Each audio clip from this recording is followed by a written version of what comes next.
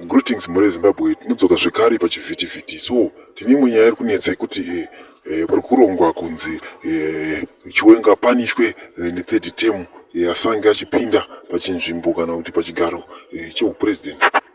So isusu tiri kutaura kuti kunyarara kwavice president Chiwenga hakusi kuti vane zvimwe zvavari kuda kuita kana kuti vane imwe plani yavada kuita. No, hapana plani inoda kuitwa, hapana plani inoda kuitwa. Simba rakapedzwa, vakatororwa, vakavarayirwa, ndozvakaitwa. So kuti vataure vavhoise orada kuti titaurirane mese makaona zvinhu zvichiitika munyika Zimbabwe muno, zvichiitika muguta reHarare muno, mese makazviona zvichiitika izvozvo. Toda titaurana kuti pavakaitwa minister wehealth, makaona sei kudzingwa kwevanhu, makaona sei kubhabhauka kwavakaita paipai, makaona sei zvakaitika, makazviona sei, makaona sei zvakaitika paipai, vakadzingwa mabasa manesi chichi, pakaitika zvakawanda but izvozvi zvakanyara kuti zii.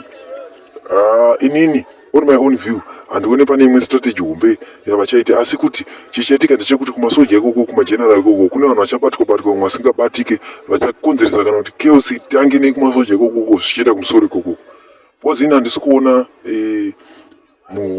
vice president yava vachiningirikana vachitonzi vatomutsa chibhenengene ivo pachavo.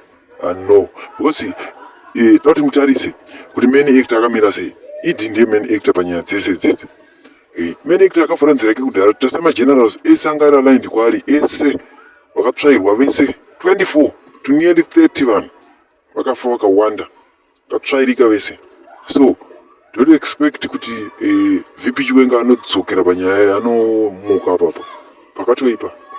Pakatoipa ndo situation yakaipa. Asi kumasoja ikoko akabata ramba achibata ikoko ndokuchamuka chibhenengene. Thank you for watching.